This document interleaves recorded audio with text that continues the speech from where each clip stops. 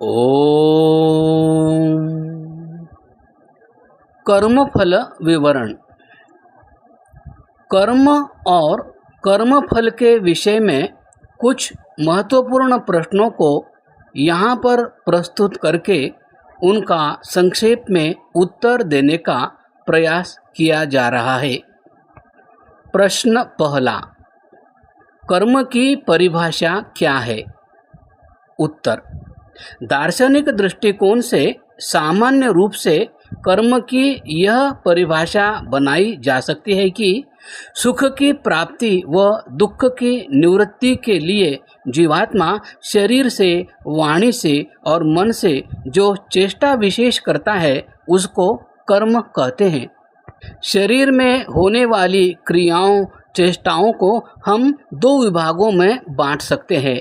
पहली इच्छापूर्वक चेष्टाएं, दूसरी अनिच्छापूर्वक चेष्टाएं। हंसना, बोलना, खाना, चलना, देखना, विचारना आदि क्रियाएं इच्छापूर्वक चेष्टाओं में आती है। इसके विपरीत श्वास प्रश्वास का चलना, हृदय का धड़कना, रक्त का संचार, डकार, उबासी, जमाई, हिचकी, मलमूत्र का त्याग आदि क्रियाएं दूसरी कोटि की चेष्टाओं में आती है। मनुष्य का शरीर एक क्षण के लिए भी क्रिया रहित नहीं होता, क्योंकि यह उसका अपना स्वाभाविक धर्म ही है।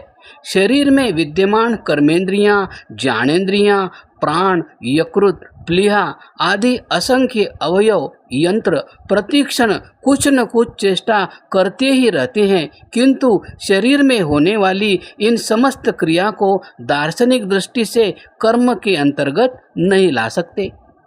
यद्यपि अनैच्छिक क्रियाएं शरीर में जीवात्मा के रहने पर ही होती है, निर्जीव शरीर में ये नहीं होती, फिर भी इन क्रियाओं को करने के पीछे जीवात्मा की इच्छामयी प्रेरणा नहीं होती, अपितु स्वतः इन क्रियाओं को बिना ही जीवात्मा की इच्छा के शरीर को जीवित रखने के लिए ईश्वर की व्यवस्था के रूप में घटित होती रहती है।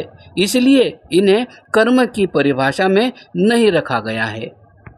प्रश्न दूसरा, कर्म, क्रिया, प्रवृत्ति, चेष्टा, व्यापार, प्रयत्न ये शब्द पर्यायवाची है या भिन्न भिन्न अर्थ वाले हैं? उत्तर, दर्शन शास्त्र में सामान्यतः ये सभी शब्द पर्यायवाची ही हैं। इतना ध्यान देना आवश्यक है कि शरीर में कुछ चेष्टाएं, क्रियाएं जीव की अनिच्छापूर्वक होती है, उनका कर्म मीमांसा से कोई संबंध नहीं होता है। वे ईश्वर की व्यवस्था से शरीर की स्थिरता, रक्षा, वृद्धि, ह्रास आदि की दृष्टि से होती है। इन क्रियाओं के पीछे जीवात्मा की इच्छा विशेष कार्य नहीं करती है। जैसे ईश्वर के बनाए हुए संसार में ग्रह, उपग्रह, नक्षत्रों का घूमना, वायु का चलना, नदियों का बहना, वृक्षों का हिलना क्रियाएं तो कहलाती है, किंतु कर्म मीमांसा में ये क्रियाएं कर्म की कोटि में नहीं आती है। प्रश्न तीसरा, कर्म करने के साधन कितने हैं? उत्तर, नेत्र आदि ज्ञानेंद्रियां, हस्त, पाद आदि कर्मेंद्रियां, मन, बुद्धि आदि अंतकरण आदि कर्मों के साधन अनेक बनते हैं, किंतु इन समस्त कर्मों का आधार शरीर ही रहता है, क्योंकि समस्त करण शरीर रूपी पिंड में ही स्थित है। ऋषियों ने विशेष लक्षणों के आधार पर कर्म करने के साधनों के 3 वर्ग बना दिए हैं। ये 3 वर्ग है शरीर, वाणी और मन। जीवात्मा शरीर में स्थित होकर जन्म से लेकर मृत्यु पर्यंत जितने भी कर्म करता है, ये शरीर, वाणी तथा मन इन 3 साधनों द्वारा ही किए जाते हैं। प्रश्न चौथा, मनुष्य कितने प्रकार के कर्मों को करता है, अर्थात कर्मों के भेद कितने हैं? उत्तर, वैसे तो मनुष्य अपने जीवन काल में शरीर, इंद्रिय तथा मन से हजारों लाखों प्रकार के कर्म करता है, जिनकी गणना करनी संभव नहीं। पुनरपि अनेक दृष्टिकोण से ऋषियों ने अपने ग्रंथों में भिन्न भिन्न प्रकार से कर्मों के भेद किए हैं, जिनका परिगणन करके संक्षेप में हम यहाँ पर दर्शा रहे हैं। 1. साधनों के आधार पर कर्म के तीन भेद हैं। पहला मानसिक, दूसरा वाचनिक, तीसरा शारीरिक। 2. साधनों के आधार पर किए गए तीन भेदों के भी पुनः शुभ अशुभ प्रकार बताकर 20 भेद बताए गए हैं, जिनका विवरण निम्न प्रकार से है। शरीर से किए जाने वाले शुभ कर्म: रक्षा, दान, सेवा। शरीर से किए जाने वाले अशुभ कर्म: हिंसा, चोरी, व्यभिचार। वाणी से किए जाने वाले शुभ कर्म: सत्य, मधुर, हितकर, स्वाध्याय करना। वाणी से किए जाने वाले अशुभ कर्म: असत्य, कठोर, अहितकर, व्यर्थ बोलना। मन से किए जाने वाले शुभ कर्म: दया, अस्पृहा, आस्तिकता।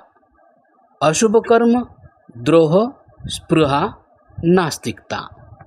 मनुस्मृति के अनुसार मानसिक बुरे कर्म: परद्रव्येश विद्यानं मनसा निष्ठचिंतनं विदताभिनिवेशश्च त्रिविधं कर्म मानसम। मनुस्मृति। अर्थ: मानसिक कर्मों में से तीन मुख्य अधर्म है: परद्रव्य हरण अथवा चोरी का विचार, लोगों का बुरा चिंतन करना, मन में द्वेष करना, ईर्ष्या करना तथा मिथ्या निश्चय करना। मनुस्मृति के अनुसार वाचनिक बुरे कर्म: पारुष्यमनृतं चैव पैशून्यं चापि सर्वशः असंबद्ध प्रलापश्च वाङ्मयश्च चतुर्विधम। मनुस्मृति। अर्थ: पारुष्य अर्थात कठोर भाषा, अनृत भाषण अर्थात झूठ बोलना, पैशून्यम अर्थात चुगली करना तथा असंबद्ध प्रलाप अर्थात जानबूझकर लांछन या बुराई बनाकर बात को उड़ाना, ये चार वाचनिक अधर्म है। मनुस्मृति के अनुसार शारीरिक बुरे कर्म: अदत्तानामुपादानं हिंसा चैवा विधानतः परदारोपसेवा च शारीरम त्रिविधम स्मृतम।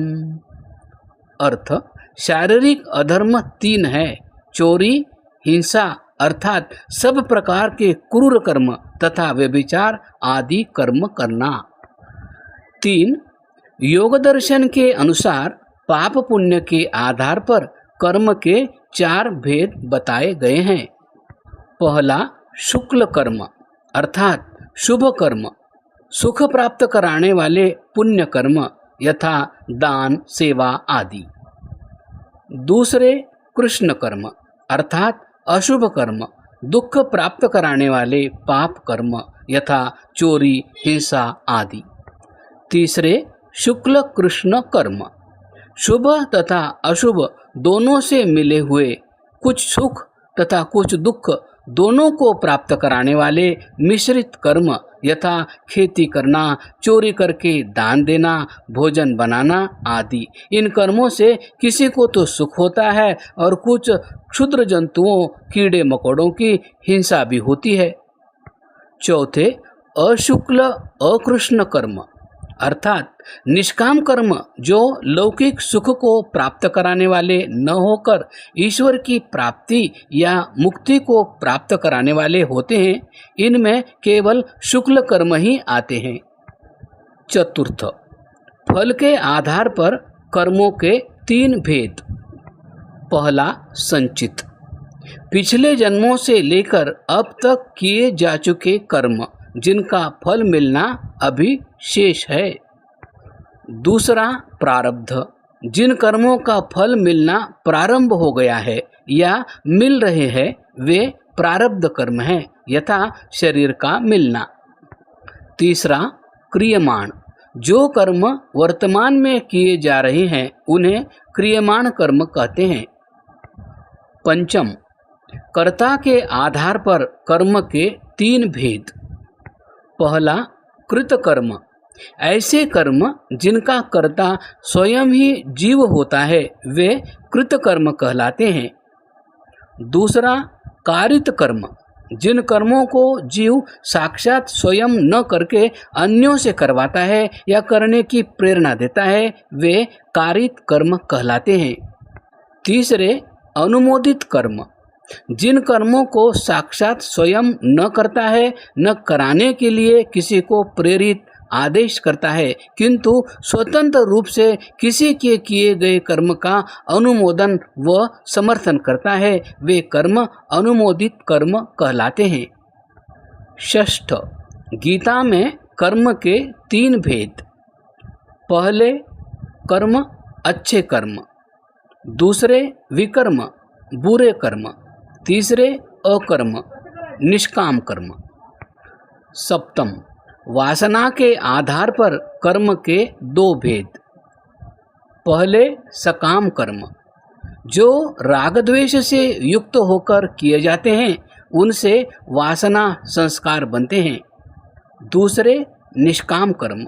जो राग द्वेष रहित होकर किए जाते हैं, वासना उत्पन्न नहीं करते हैं। प्रश्न 5वां, कर्मों का कर्ता कौन है? उत्तर, शरीर में इच्छापूर्वक किए जाने वाले कर्मों का कर्ता स्वयं जीवात्मा ही होता है।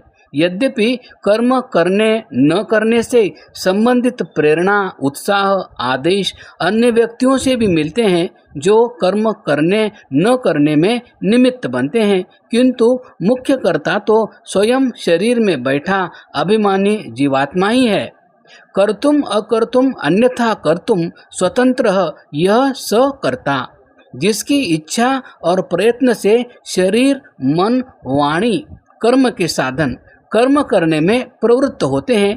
पाप कर्मों के विषय में कुछ व्यक्ति ऐसा विचार मानते हैं कि हमारी बुद्धि या मन पाप कराता है।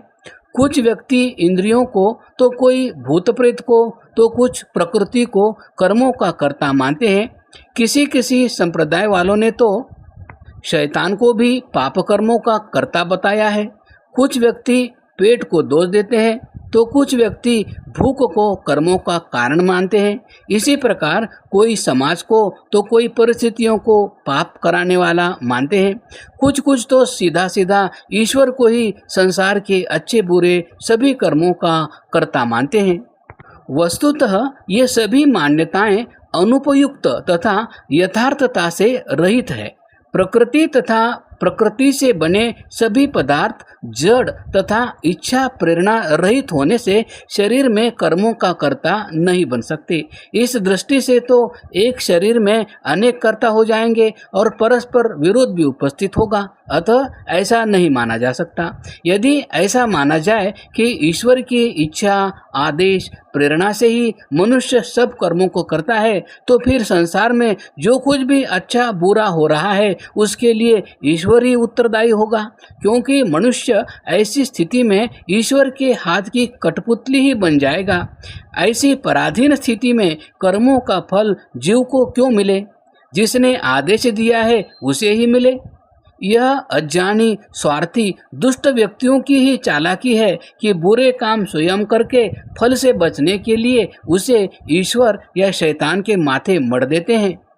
यथार्थ स्थिति यह है कि जीव स्वयं इच्छा, प्रयत्न, ज्ञान आदि गुणों से युक्त एक चेतन तत्व है तथा वह एक स्वतंत्र कर्ता है। मन से विचारे गए, वाणी से उच्चारित तथा शरीर से किए जा रहे सभी व्यवहार उसी की इच्छा, प्रयत्न से होते हैं। वही इन सब कर्मों का कर्ता है। क्रमशः